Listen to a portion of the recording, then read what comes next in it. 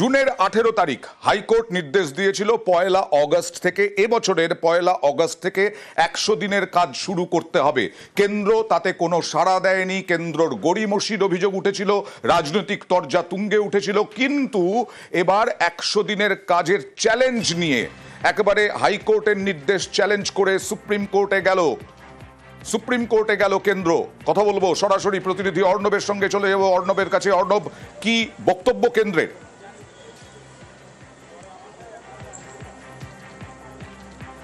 দেখো, কেন্দ্রীয় সরকারের তরফে স্পেশাল লিভ পিটিশন দায়ের করা হয়েছে সুপ্রিম কোর্টে এবং দেশের সর্বোচ্চ আদালতে চলতি সপ্তাহেই সেই আবেদনের শুনানি হওয়ার সম্ভাবনা তৈরি হয়েছে।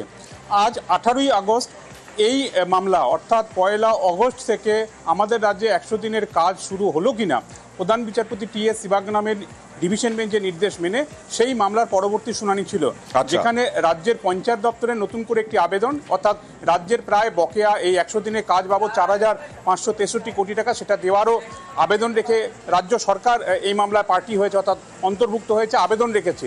এই শুনানি আজ হয়নি, লিস্টে এখনো রান করলো। এরই মধ্যে খবর এলো শীর্ষ আদালতে কেন্দ্রীয় সরকার কলকাতা হাইকোর্টের সিদ্ধান্ত চ্যালেঞ্জ করে পৌঁছেছে। এক্ষেত্রে কেন্দ্রের যুক্তি হচ্ছে যে 100 দিনের কাজের প্রকল্প যেটা গত 3 বছর ধরে বন্ধ রয়েছে, সেখানে একাধিক অনিয়ম বা গড়িমসি বা গাফিলতির তথ্য বিভিন্ন কেন্দ্রীয় দল যে এসছে তার মধ্যে সামনে এসছে। 4টে জেলায় তো অকাট্য প্রমাণ তাদের হাতে এসছে যেখানে 100 দিনের জব কার্ড বা এই ধরনের অনিয়ম হয়েছে। কাজেই এই অবস্থায় তারা কিভাবে প্রসপেক্টিভ ওয়েতে 1 অগস্ট থেকে এই 100 দিনের কাজকে এগিয়ে নিয়ে যাবে, যেখানে রাজ্য সরকার সম্পূর্ণভাবে লায়াবেল তারা মনে করছে।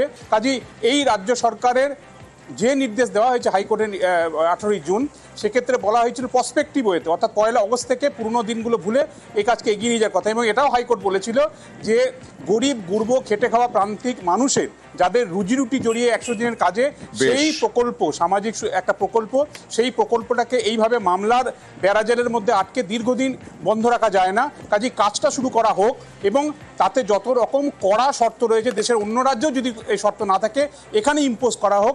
তারপরেও এই কাজ শুরু করা যায়নি। এখন কেন্দ্রীয় সরকার হাইকোর্টের নির্দেশকেই চ্যালেঞ্জ করতে সুপ্রিম কোর্টে গেল। এখন চলতি সপ্তাহে এই 100 দিনের কাজে আমাদের রাজ্যে কি হবে তার ভাগ্য হয়তো নিশ্চয়ই দেখা যাক আদালত কি হস্তক্ষেপ করে, কি পদক্ষেপ করে। আর 18 জুন আমরা কি দেখিয়েছিলাম দেখুন।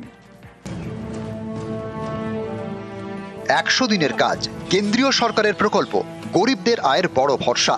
দুর্নীতির কারণ দেখিয়ে দীর্ঘদিন ধরে পশ্চিমবঙ্গকে এই প্রকল্পে টাকা দেয় না কেন্দ্রীয় সরকার। এবার কি ছবিটা বদলাতে চলেছে? প্রশ্নটা উঠছে কারণ হাইকোর্ট কেন্দ্রকে নির্দেশ দিয়েছে পশ্চিমবঙ্গে 100 দিনের প্রকল্প চালু করতে হবে। বুধবার হাইকোর্টের প্রধান বিচারপতি টি.এস. শিবগা নামের বেঞ্চের পর্যবেক্ষণ,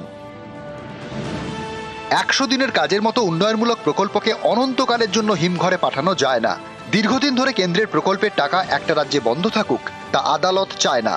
কেন্দ্রকে আদালতের নির্দেশ, আগামী 1 অগস্ট থেকে পশ্চিমবঙ্গে 100 দিনের কাজের প্রকল্প চালু করতে হবে। এর জন্য বিশেষ নিয়ন্ত্রণ বিধি চালু করতে হবে কেন্দ্রকে। 2005 সালের এই আইনটা এটা ইনডেফিনিট পিরিয়ডের জন্য বন্ধ করে রাখা যায় না। আজকে হাইকোর্টের এই অবজারভেশন, সে কথা মাথায় রেখেই আগামী 1 আগস্ট থেকে এই স্কিমকে আবার চালু করতে হবে এবং আশা করছি রাজ্য সরকার এবং কেন্দ্র সরকার সদিচ্ছার সঙ্গে আজকে আদালতের যে নির্দেশ সেই নির্দেশকে রূপায়ণ করবে এবং 100 দিনের কাজের বেনিফিট সারা পশ্চিমবঙ্গের মানুষের কাছে পৌঁছাবে। প্রধান বিচারপতির বেঞ্চের নির্দেশ, 100 দিনের কাজে দুর্নীতি রুখতে কেন্দ্র চাইলে এ রাজ্যে জরুরি এবং পর্যাপ্ত শর্ত চাপাতে পারে। সরকারি টাকা যাতে নয়ছয় না হয় সেদিকে কেন্দ্র এবং রাজ্য সরকারকে নজর রাখতে হবে। 100 দিনের টাকা বন্ধ করে দেওয়া হয়েছিল, গরিব মানুষকে কাজ করিয়ে টাকা দেওয়া হয়নি। মমতা বন্দ্যোপাধ্যায় মাননীয় মুখ্যমন্ত্রী এর জন্য রেড রোডে ধর্নায় বসেছিলেন। বারবার আমরা সরব হয়েছি, চিঠি, ডেপুটেশন, আন্দোলন হয়েছে। আজ কলকাতা হাইকোর্টের রায় আমাদের সেই দাবি মান্যতা পেল। মহামান্য কলকাতা হাইকোর্টের প্রধান বিচারপতি যে রায় দিয়েছেন, আমরা বলছি সেটা আমাদের দাবি এবং আন্দোলনের জয়। মহামান্য বিচারপতির এই রায়কে পুরো সম্মান জানিয়ে এবং স্বাগত জানিয়ে একটি কথাই বললাম, যেটা আরো জটিলতা বাড়বে। আমরা চাই পশ্চিমবঙ্গে 100 দিনের টাকা আসুক।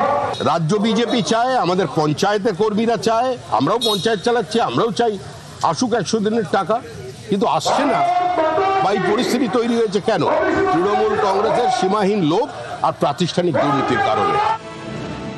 100 দিনের কাজের বকেয়া টাকা পেতে মামলা করে পশ্চিমবঙ্গ ক্ষেত মজুর সমিতি। এছাড়া আরও কয়েকটি মামলা দায়ের হয় কলকাতা হাইকোর্টে। এরকমই 4টি জনস্বার্থ মামলা এদিন নির্দেশ দেয় প্রধান বিচারপতি টি.এস. শিবজ্ঞান এবং বিচারপতি চৈতালি দাস চট্টোপাধ্যায়ের ডিভিশন বেঞ্চ। হাইকোর্টের নির্দেশ, কেন্দ্রকে আগামী 1 আগস্ট থেকে পশ্চিমবঙ্গে 100 দিনের কাজের প্রকল্প চালু করতে হবে। নিউজ 18 বাংলা।